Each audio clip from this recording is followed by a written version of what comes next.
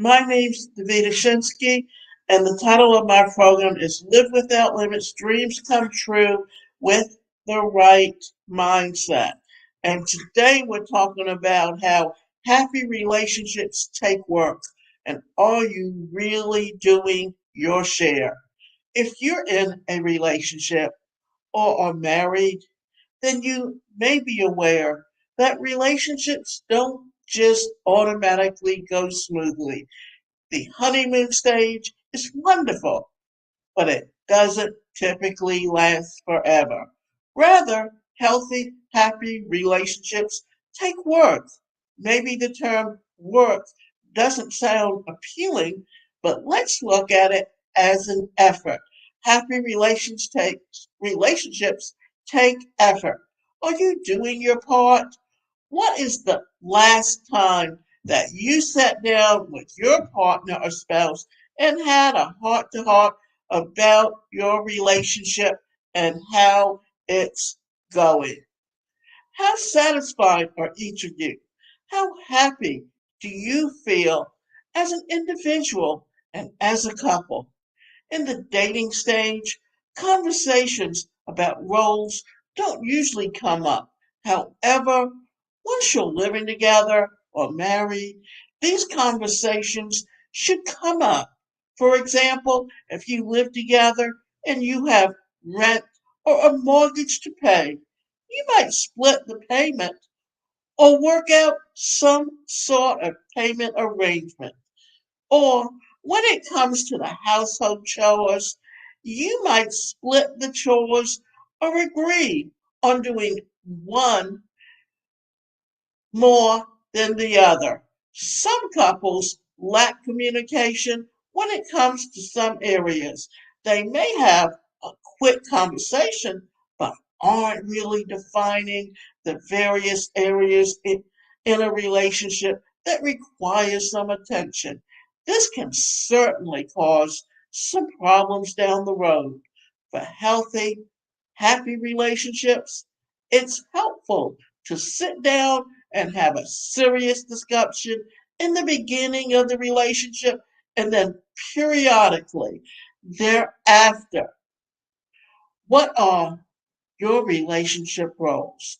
Assuming that you live together, what are your roles in the relationship? Have you clearly defined them? Does your partner know theirs? Do you feel like that you're doing your part and your partner is doing theirs? If not, it is time to get to the bottom of the matter. Now, before I get into the rest of it, what I want to talk about is the fact that if you look back in the 20th century, at the very beginning, when roles were specifically defined that women were the ones who had the babies and they took care of the home, and men were the providers who went out and worked to earn the money to pay the bills and to buy food and put food on the table.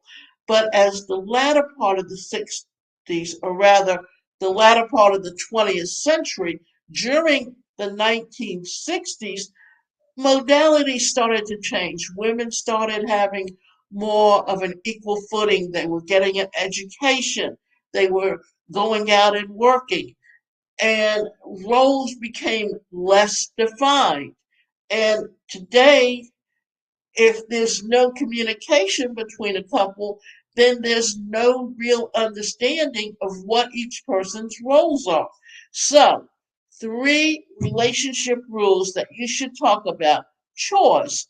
Let's talk chores first. There are many things to do to keep a home functioning and tidy. Have you and your partner sat down and talked about who is responsible for what? It's not uncommon for guys to leave the chores and cooking up to the woman. We've come from a history where there was the way of life went in relationships. In addition, each person may tend to want to duplicate how their parents divided each chores. However, today, this doesn't have to be the case, especially when most couples are both working. Granted, if someone is a stay at home partner and the other works full time, this makes some sense. But if both have full time jobs, it is not all right for the woman or man to have to work full time and then come home and have to take care of all the cleaning and cooking. The bottom line is that regardless of the working situation, a serious conversation about chores should be had. Who is responsible for what? Discuss what will do and who will do what chores and who will cook. You could split chores and each of you could cook 3 nights per week and perhaps go out to eat one night per week. It might not be easy to sit and talk about such things, but it will help your relationship. Then you both must actually do your part. Have the conversation, divvy up the chores, and then each of you respect each other and the relationship that enough to do your part. Are you doing yours? Finances. It can be challenging for many couples to discuss finances. In fact, finances are a major cause of arguments in relationships. You must discuss each person's role. Each situation is different. So there really is not one size fits all thinking here. If both partners work full time and rent or own a home, rent could be split half and half.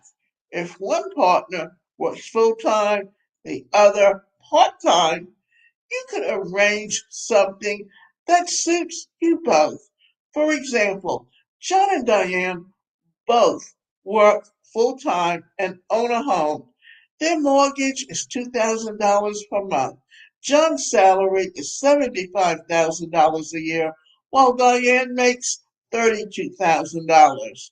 They sat down and had a heart to heart about their financial situation and decided to, that each have their individual bank account, opening a joint account as well. They decided to put a certain percentage of their monthly bills and income into the joint account to cover the mortgage and household bills.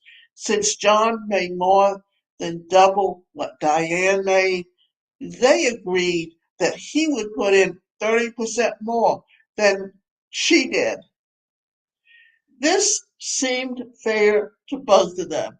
Couples run their finances in all sorts of ways, so don't be afraid to discuss such things and be completely honest and open. If you don't, then there will be resentments that could occur down the road. Down the road, you can check in with each other and see if you want to change things up. Sometimes couples who are just starting out keep everything separate, and then down the road, they decide to combine all the finances into one joint account. Do what works for both of you, and then do your part. The children. If you and your partner or spouse have children, then there are definitely more roles added to the relationship. Raising children is hard work. It's definitely rewarding, but it takes time and effort. Have you and your partner had a conversation lately about the many things that must be done in raising children?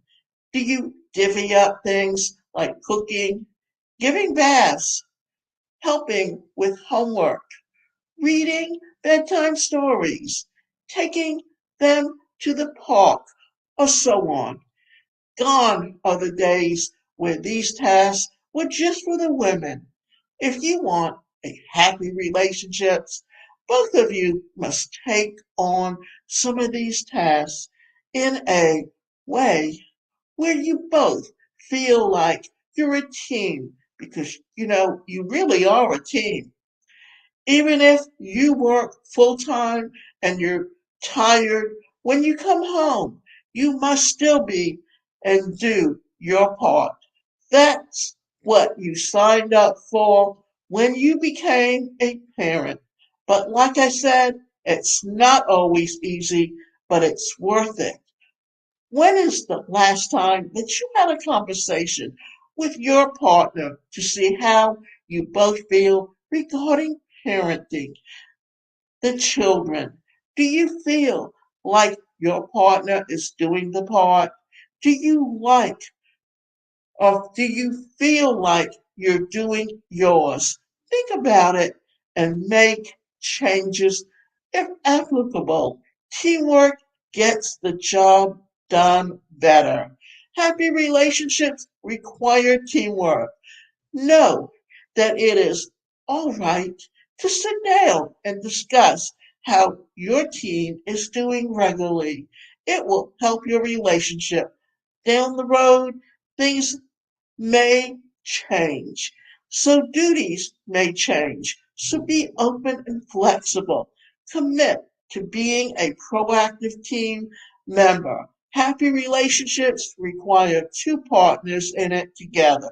Be willing to do your part. And here's something else to also think about that children learn from their parents. If you have a good relationship and show respect to your partner, then your children will learn to do the same as they get older. And if you show respect to your child, they will show respect back to you. And if you're disrespectful to them or you're very abusive to them as they're growing up, then that's what they're going to learn to be. So the idea is to have a healthy and happy relationship to show your children what a healthy, happy relationship is so they can make the right choices when the time comes for them as adults to choose someone as a partner.